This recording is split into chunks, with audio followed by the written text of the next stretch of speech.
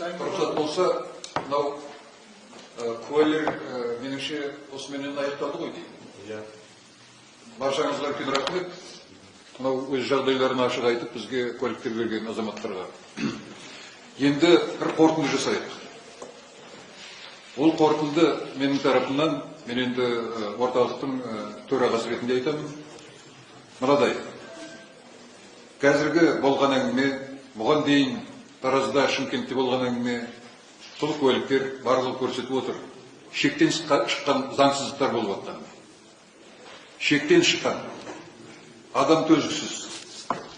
Адамның төбе қиқасы шымырлайды. Естігеннің өзіне. Ал соны басынан өткеріп жатқан, сол қамауда отырған адамдар жөнінде не айтуға болады? Сондықтан мен жалпы жасырмайын. Осы отырған азаматтар тарапынан, биліктің өкілдері тарапынан бір шешімді әрекет болады деп мен ойламаймын. Өйткені ондай сенім жоғалып кетті қазір. Шын мәнінде сіздердің барлығыңыз ол жасырын емес, бұйрық орындайсыздар. Бұйрық орындап отырсыздар. Сол бұйрықпенен жұмыс істеп, сондай әрекеттер жүріп жатыр. Оған көз жұму қарау жүріп жатыр. Ағам барлығы болмағандай, соны жауырды жама жауып, жама тауқып, жасыру әрекеті жүріп жатыр. Жаңағы өлім жөніндегі сұрақта бекер емес ол. Біз де білеміз көптеген фактілерді. Осы тексерулер барысында олардың барлығы да жинақталып жатыр, және іске қосылады. Сол кезде әрине бұл деңгейде емес, жоғары деңгейде сұралатын болады. Ең алдыменен ол да жасырын емес. Осы қырғынға, осы қасіретке, осы қанға, өлімдерге кінәлі жоғарыдан берілген бұйрық. Президент Тоқаевтың бүкіл әлем біліп отыр қазір оны. Көздеп ескеру жасату жөніндегі бұйрығы. Қазір шетелдік беделді мамандар, эксперттер, тағы басқа да адамдар айтып жатыр. Ол ешқандай төзуге болмайтын жағдай. Өз еліне, халқына қатысты ондай бұйрық беру, ол жендеттік әрекет. Міне соның зардабы қазір мінекей жылап сықтап, қайғырып отырған, қара жамылып отырған отбасылардан көріп отырмыз. Бұған байланысты бұла биліктік органдары арасында әртүрлі адамдар бар әрине. Бірақ іс әрекетіне қарап байқауға болады. Өкінішке орай, мына прокурор мырза тек қана әлгіндей шығарып салма жауапқа жүгініп отыр. Соған шебер екен, сол көрініп тұр. Бір шамалы аяушылық, мына халықтың жағдайын түсіну, соны ұғыну, соған өзінің бір жүрегінен, жанынан бір әрекет жасау пиғылы ниеті байқалмайды, өкінішке орай. Мен қарап отырмын. Робот сияқты. Сондықтан әрине үміт шамалы, бұл деңгейде, мына деңгейде бірдеме шешіледі деген. Ол мәселе, біздер бұны қолымызға алдық, иншалла Құдай қаласа аяғына дейін апарамыз, халықаралық деңгейде шешілетін болады. Және бұл мәселені біз тездетеміз.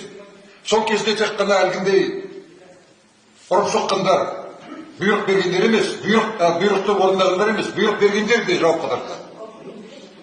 Сосын әрекетсіздік жасағандар да өзінің қызметін атқармай, әрекет жасауға тиіс жерде әрекет жасамай, барлығын жуып шайып, бүркеп жасыруға тырысқандар, олар да жауап береді. Осы мәселе естеріңізде болсын, қай-қайсыңызда, әсіресе мына биліктік органдарына айтамын мен.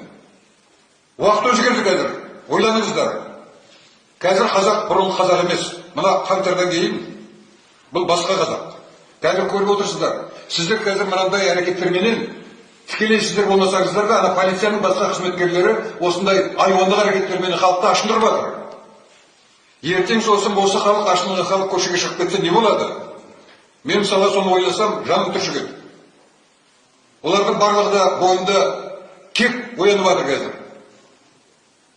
А кек деген жаман нәрсе. Содан кейін ол айырмайды. Анау дұрыс па, бұрыс па, мынау біреуді азаптады ма, жоқ па, әйтеуір үстінде мундирі бар, формасы бар. Әйтеуір осы мына азаптарға қатысқандар, солардың бір түрде ғана, бір келбетте алдына шығады. Халық көтерілсе хан тұра алмас тағында деген.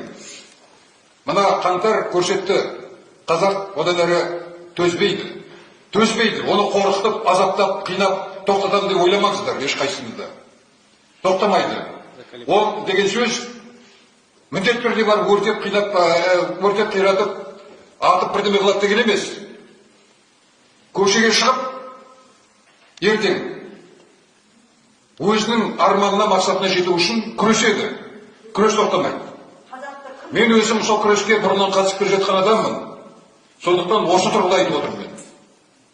Айттым ғой, жасым 73-те, мен 50 жыл болды қазір осы күресте жүргеніме. Кеңес заманында жүрдім, одан кейін Назарбаев режиміне, осы қазіргі Тоқаев режиміне қарсы күреске жатқан адаммын.